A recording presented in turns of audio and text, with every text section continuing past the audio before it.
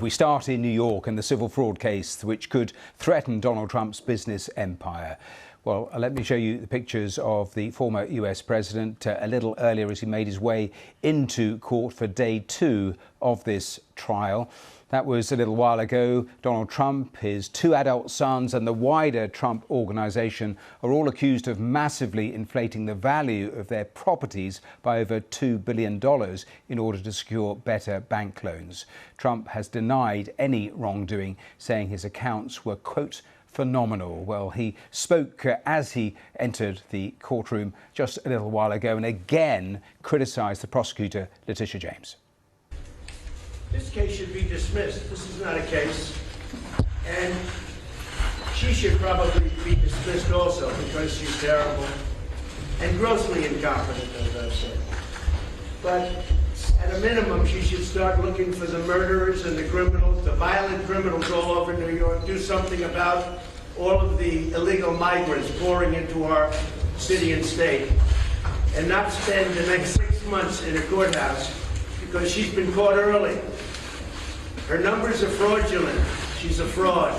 Her numbers are fraudulent, and this case should be dismissed. And they ought to get on to violent crime and solving the problems of New York City and New York State. Well, the Attorney General, of course, confident in the case that she is bringing. Our North America correspondent, Neda Tawfik, is outside of the courthouse and gave her reaction.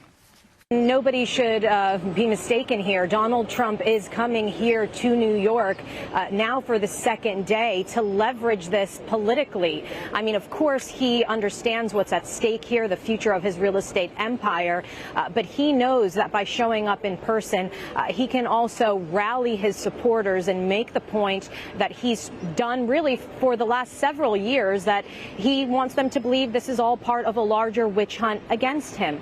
Now, it's worth noting that the judge here has already rejected the argument that this was a politically motivated case. In fact, Donald Trump was forced to withdraw his lawsuit against Letitia James, the Attorney General, after a different judge found that he was trying to use the courts to seek political revenge. So this is an issue that has been already dealt with, but it is a useful talking point for Donald Trump.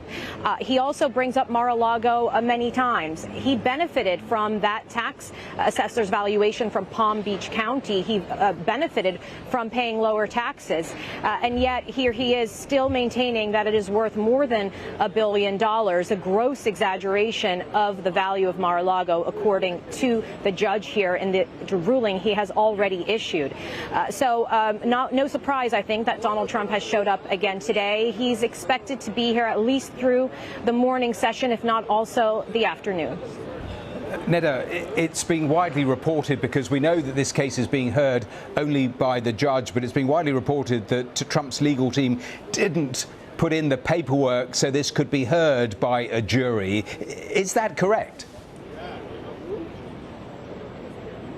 Yes, that's right. And the judge made a point yesterday of saying nobody asked for a jury trial. Look, it's not unheard of to have a bench trial in cases like this, where there's complex legal matters, financials that, quite frankly, might go over the head of a jury. And so the Attorney General ticked the box on forms saying that they wanted to proceed with a bench trial where the judge is the sole decider of any penalties, any liability. Donald Trump's team didn't fill out a corresponding form. So if Donald Trump has issue with that, it would be interesting to see if it keeps coming up and what his legal team has to say about that. Neda Tawfik there for us in New York.